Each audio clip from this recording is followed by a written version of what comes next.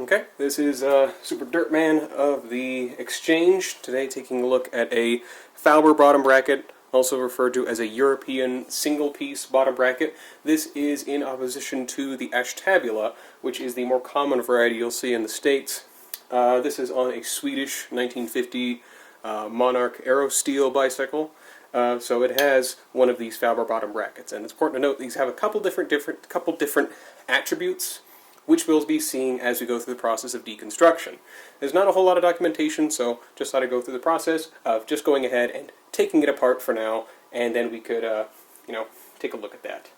I realize now I'm going to have to take that pedal off a little bit later. First, we have to deal with our dust caps, which are these bits here, which go over the sides of the cups for this. These are held in place with a lock nut. Sometimes you'll see these slotted, sometimes they'll be dotted like this one is, and there are a couple different ways you can approach this. There is a specific Fauber bottom bracket wrench you can use to remove that, which I'll throw a picture up on that if I can find one. But hard to find in the States, they're not easily available, and sometimes these do have a propensity to get stuck, which means you have to come up with creative alternatives. The most go-to one being using some kind of center punch, which has a punch that fits within the diameter of the holes that you're working with. One thing to keep in mind is that when you're undoing these, they do have to, well, first you have to actually make sure you're hitting it in a direction tangent to the rotation. So if I want it to come off, I'll have to make sure I hit it there and adjust as I go to make sure I keep hitting it there.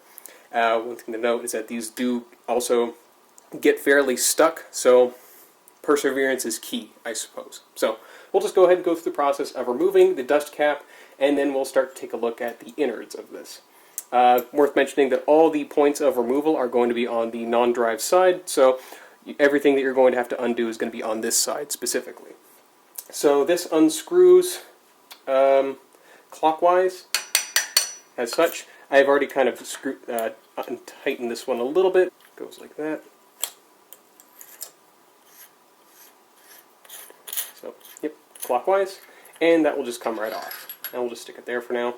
Dust cap will just come off after it then, which, nothing really holding it in place. Next will be your washer, which will keep your lock nut and say if you don't have a dust cap, sometimes the dust caps aren't present on these. If you this separates the lock nut and the actual cone in this case. Because the cones typically have a similar way of kind of locking in place. I'm going to zoom in on that really quick. So I went ahead and removed the pedals there, so now we'll be able to disassemble this fully. So you can see, got the reframed in there a little bit, hopefully. So we've got these little notches in there. It really works the same way. Just going to put some leverage on that and unscrew clockwise.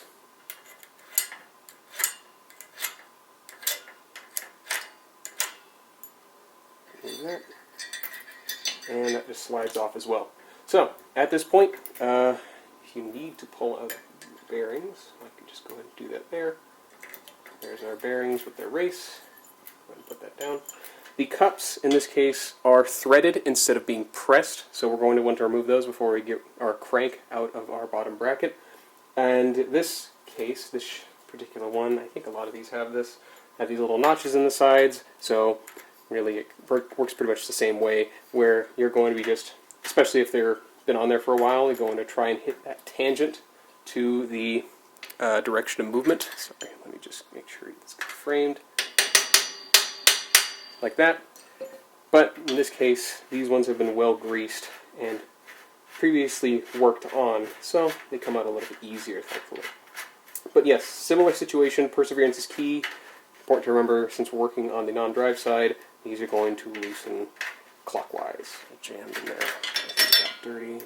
Yeah, it's got some dirt in there. Probably a good idea to clean this. So this one, it's going to loosen counterclockwise. I'm just going to do that from this side.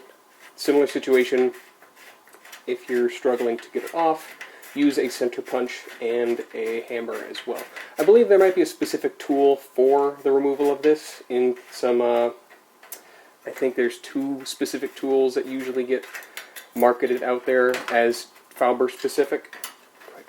It's not good practice, but So that's what it's going to look like once you've got it out.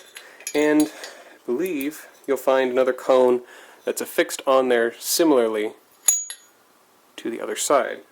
So after a little bit of effort there, unfortunately I wasn't able to get this one off. It seems to be seized on there pretty tight, although I'm guessing the approach is going to be kind of in a similar vein to kind of what I suggested before.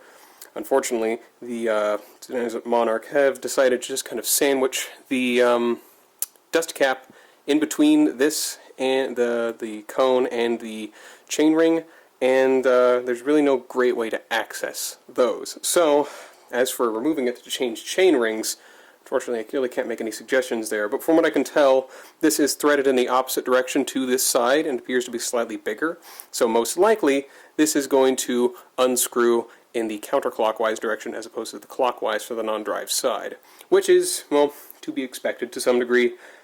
It would at least make sense. I can see it by the shape of the threading that it does seem to be in the opposite direction at least. So if you wanted to remove your chainring, then you'd want to remove that through some means, I suppose.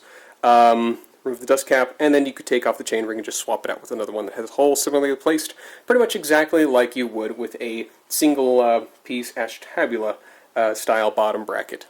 So that has been the disassembly procedure for a Fauber style bottom bracket.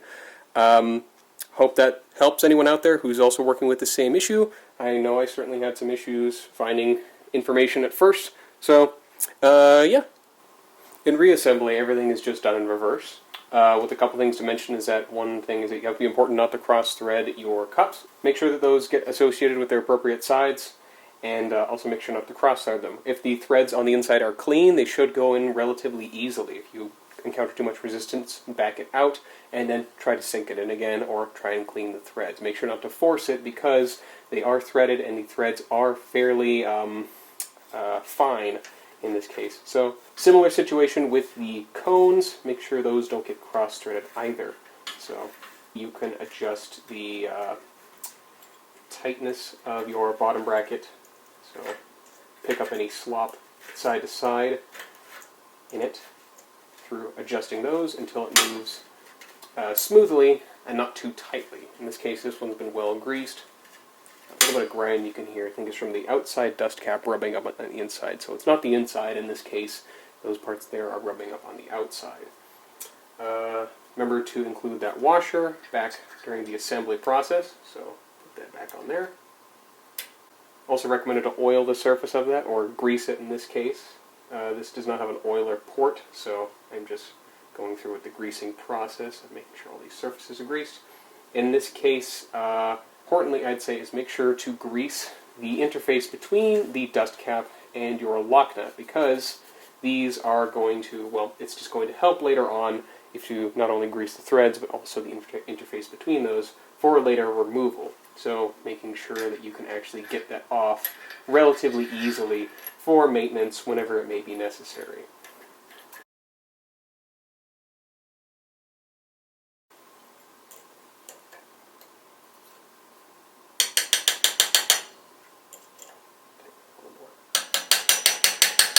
Doesn't have to go on too tight in this case. Okay, so that's the reassembly procedure, basically everything in reverse.